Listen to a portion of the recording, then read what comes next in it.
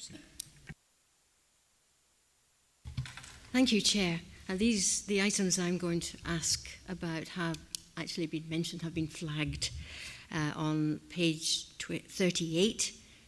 We are given some figures on the reletting house with the delays. And these have been mentioned. Those figures are shown in the charts and in the rubric. The target's 24 days. Last year it was 21, which is pretty good. But in April, 29 days. In May, 35. And we are told in the text that a number of factors, including higher level of refusals, are the explanation, but obviously that would be the case. The last bit of that is obviously the case. But what are the factors? What are the other factors? Why are there so many refusals, which obviously build delay into the process? And how will improvement be effected? And my other question is about complaints. I may as well just rollick on. Last time I asked about complaints, about how well we're handling them, about numbers, etc., the resolution. I was told by yourself, Chair, that a new system is being introduced or has been introduced, which is expected to effect change, effect improvement, in fact. So has that been introduced already, and what is its anticipated effect? Okay, so on the first question about the reletting and the factors that are affecting reletting accordingly, Councillor Ellis isn't the portfolio holder responsible for reletting of houses, so she won't take the question. On that issue, the main factor is the refusal of properties, and just to clarify, that is right at the end of the process, once all the bidding has taken place, once the property is at the point of being accepted. So of course, if someone then refuses that property, that sets the whole process back to the start, which takes several weeks to go through. One of the changes that we made as part of the housing allocations overhaul in April, which I hasten to add you opposed, was to reduce the amount of refusals that an individual could make.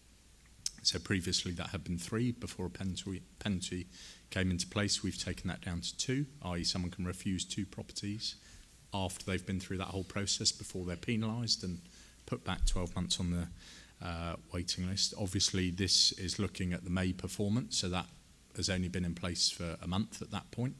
I think what's important is that we follow that trend over the couple of months, see whether that change has an effect or not. That's the idea of the monthly performance reporting. We can make those decisions in a timely way, but I think it's too early to say on that. What is really encouraging, however, is that actually the void turnaround performance in terms of the property factor, i.e. the part when it goes to HTS, has remained at very good performance. There have been some slight outliers, which particularly in the May performance, which is why it went up to 35 days on average, because of the condition of properties that were coming back. Again, one of the changes we made was to introduce an inspection of every council home. One of the purposes of that is to improve the condition of properties when they're coming back to the council. So again, we hope to see this year that trend reduce, because properties should be coming up back in a better time. So I think there are a number of factors at play, all of which I think we're taking credible action on. And over the coming months, I would hope to see that improve. But of course, that's the purpose of this report, is to monitor that on a monthly basis. Coming to your second point about the complaints, the process changes have been introduced across the board. I think, again, there's been some, it's a new process that takes some time to bed in. I think what's important to note is it's not just about monitoring the number of complaints we get.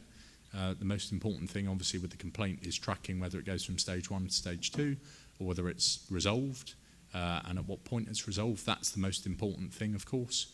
We should not be getting to stage 2 complaints purely on a basis that the action proposed in stage 1 hasn't taken place, or whatever the case may be. So again, the intended impact of that is not, of course it is in part, but not wholly to reduce the number of complaints we receive. We will always receive complaints. It's more to look at the way in which and how quickly they're resolved accordingly.